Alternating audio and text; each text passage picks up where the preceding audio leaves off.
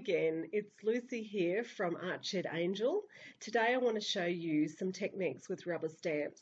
I used to own a rubber stamp company and I did a lot of teaching around the world and in Australia, and I have lots of techniques to show you on how to get a good image when you're stamping with rubber stamps. So please stay tuned. If you like my video, please give it the thumbs up and also share and subscribe to my page. Thanks so much. Enjoy. Now, we all want our images to be spectacular, don't we? So we need to think about the kinds of inks we are using. So I've got three different inks here, well, two pretty much the same. This one here is a Kaleidocolor. This ink here is a dye ink. So when I mean dye ink, it's very much like watercolors. So it's transparent. It won't cover and be a solid background. You'll be able to see the paper through dye inks. So dye inks are great when you're doing backgrounds and things like that. This one's a great one, which comes as a set of 5 that clip together so that you can get a rainbow effect. And you can see there the colours that they have on the top. A lot of my ink pads are old ones, so if you can't find them, I'm sorry. So this is a dye one. Ink pads, when looked after, can last a very long time. So this one here is a VersaFine instant dry pigment ink.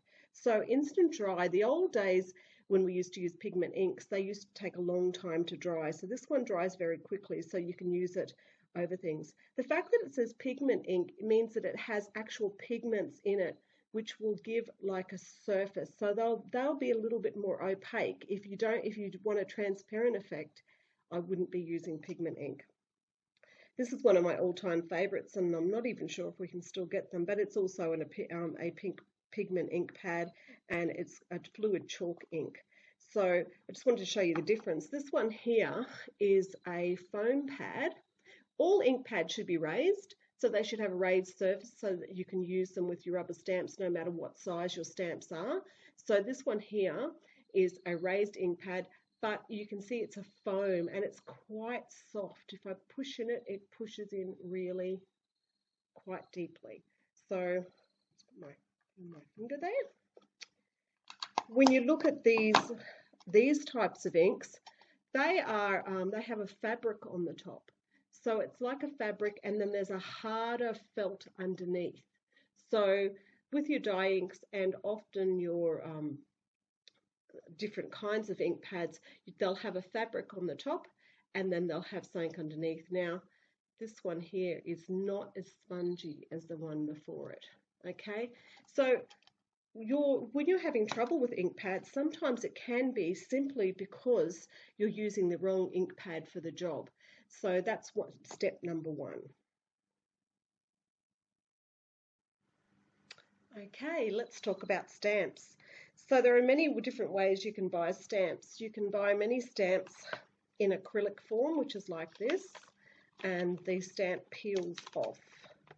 And you just peel it off and then you apply it to an acrylic block like this. So this is great because if you're somebody who has storage issues, this is a great way to do storage of stamps because you can put them in folders and things like that. So you need to have a good solid acrylic block to put it on. Don't try to use it on very thin things because it needs to have a substrate behind it. This is another one of those acrylic blocks with a different stamp on. Now, the reason we have different sized acrylic blocks, if you can have a look, is because we really want the block to be closer to the size of the stamp we're using. This block is actually way too big to do a really great job with that stamp, so I would be wanting a block which was just a little bit bigger than that stamp. So it's worth having quite a few different size blocks. So you also have this style of stamp, which is a rubber stamp, which is a pressed rubber, and it has a foam backing behind it. So you can see there's a foam backing, and this foam backing also automatically sticks to these acrylic blocks. So this is great, but you can't see through it. So you have to have a really good idea of where the stamp is on the block. But if your stamp is cut nicely, that still works really, really well. And I actually do prefer the foam behind my stamps for really clear images. Here's a large stamp on an acrylic block. So you can see I can see the top of it, so I can still position it wherever I want on the page.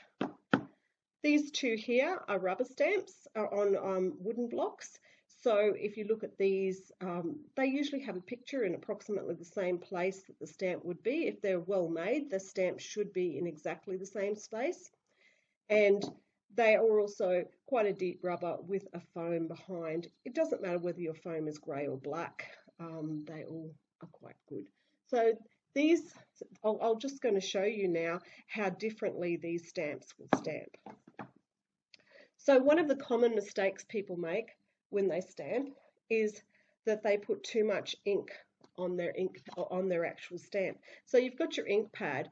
It's very soft, and if I squeeze into this ink pad, it's just going to let all the ink out, and you're going to end up washing away ink that you don't need to wash away. I also have prepared a box, and it has some paper towel, which is a good paper towel that doesn't fall apart, and it's damp so that I can clean my stamp as soon as I've used it. The better you care for the stamps, the longer they're going to last. So to ink up the stamp, I'm tapping, not squeezing. Okay, so I'm just tapping the whole surface of this stamp.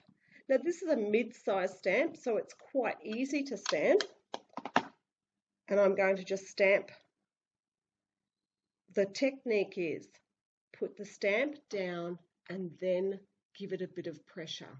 So I'm going to put my stamp down firmly, and then I'm going to give the stamp pressure. And why it's good to be able to see the image is because I'm only needing to put pressure there. If I put pressure here, I'm actually going to tip my stamp. And I have a beautiful image. Now this is actually like a fabric crosshatch through this stamp. So this stamp is now actually stamped perfectly. I'm going to give you an example of what I don't want you to do, and this is what a lot of people do.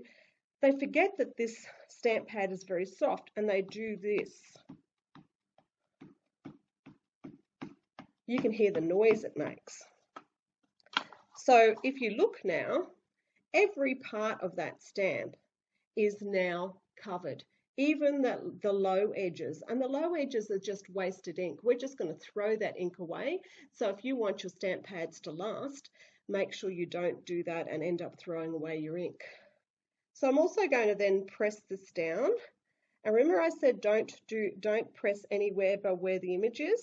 So if I do that, and I see a lot of people doing that, trying to wobble it, I'm getting blurred edges. This one's actually a well cut out stamp, but if you look at it closely, there's a blurred edge around these leaves, and this hasn't even stamped properly. And when you look at my stamp, look at all that wasted ink there. So when you're cleaning your stamps, you need to get rid of all that wasted ink as well. So you're really just throwing good money away. So that's basically a standard stamp. That was with the pigment ink, with the chalk ink. That is a much nicer image than that one there. Here we've even got like blobby ends because I've rocked the stamp. So don't rock your stamp. It's really easy to rock your stamp because remember it has that foam, and when you press, you can rock the stamp easily.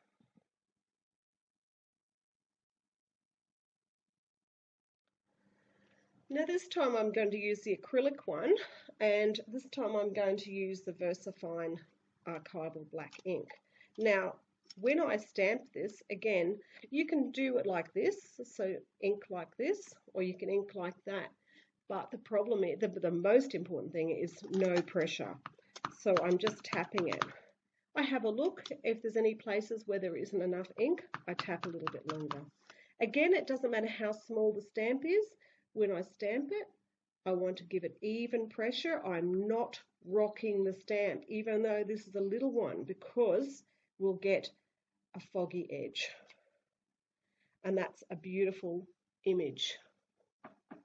So you also then may want to stamp something a little bit larger. So when you stamp something a little bit larger, I do think it's better to keep it facing upwards. I have my ink pad ready. using the black pigment. This is why it's good when the lids can go backwards, because I've got something to hang on to. And I'm going to ink it up. Now the great part about this is that you can see where the ink is going. So if I was to squeeze, again, I would get ink where I don't want it to go. So what I'm doing is lightly inking the whole stamp up. Now see, I've gotten that bit of colour in there.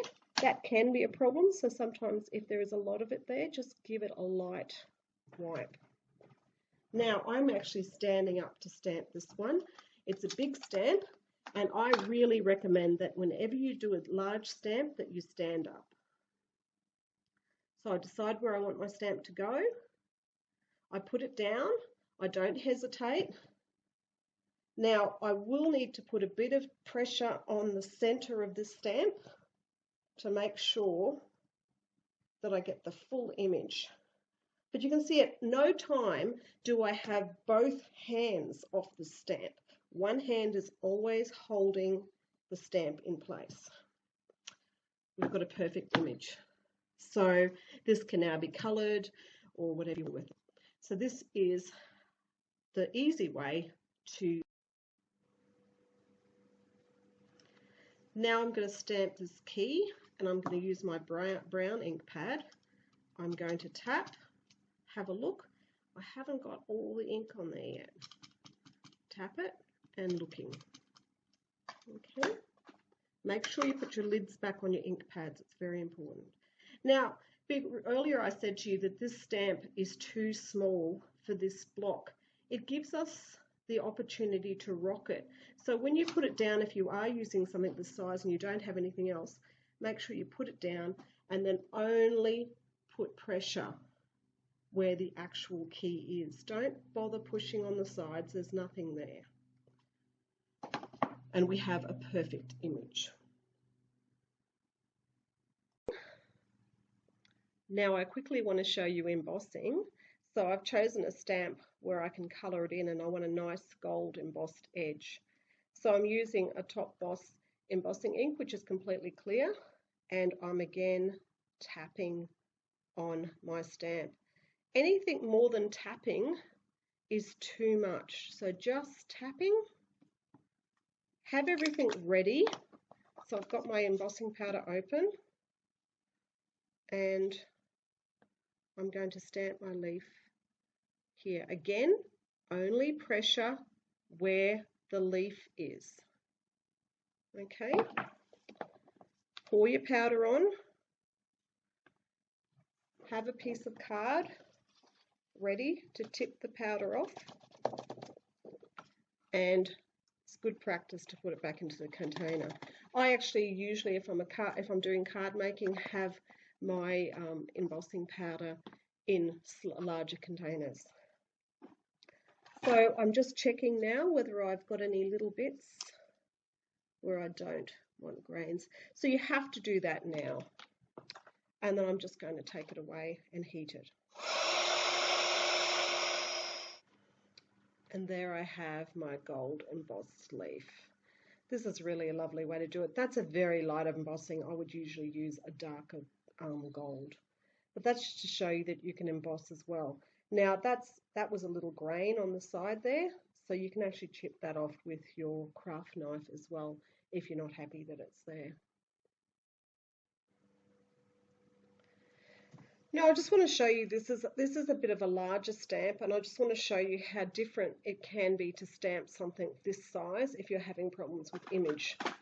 So I'm going to do this in black, and again I'm going to tap in on the outside.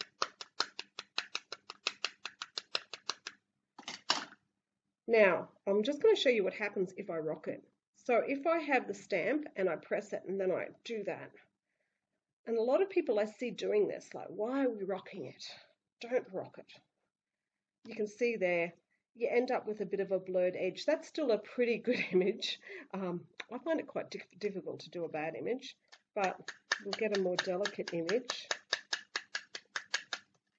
if we just stamp and hold still.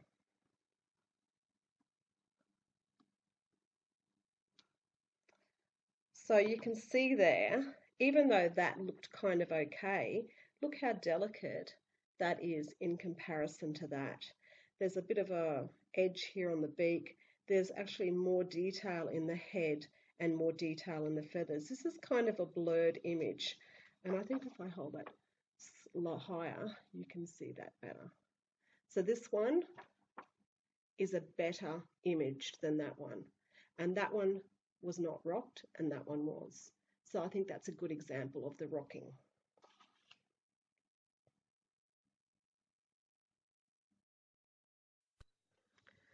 So many of you are probably wondering when I'm going to do something in a journal page. So first you need to prepare your journal page. So this could have some rough surface, and this has all been painted with acrylic paints.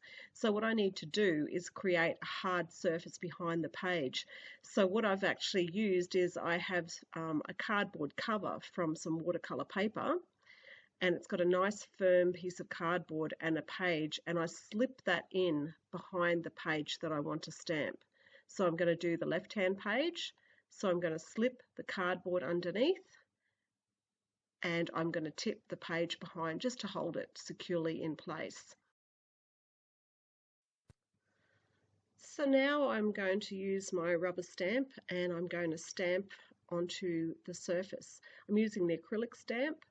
Again, just checking my page to see how it's moving. Sometimes even a bit of newspaper on the behind there can make it more stable. So I've got my cardboard behind, and now I'm going to stamp my stamp exactly again, holding it down, pushing it down lightly.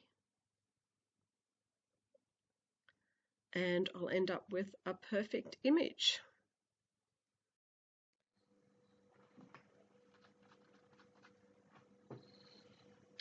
Now I want to put an embossed key on here across this purple. So what I'm going to do is ink up my key.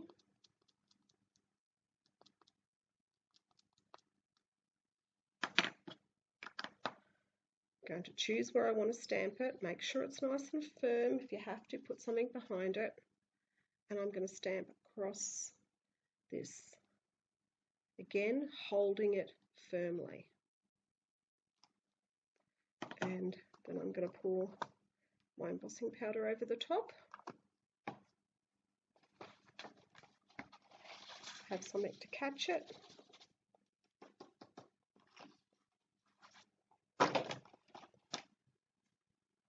Make sure you put your embossing powder away. And I can see there's a few little crumbs. Get rid of them. Although in a journal I probably wouldn't worry too much. And heat.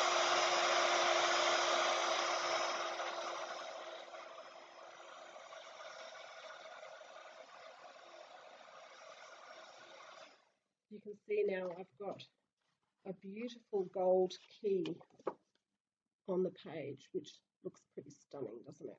Now I'm just randomly putting these things here. They're great because it now is a bit of a relief, and you can rub paint over it and around it, and it ends up a really nice result. So don't discount using embossing powder when you're doing stamping.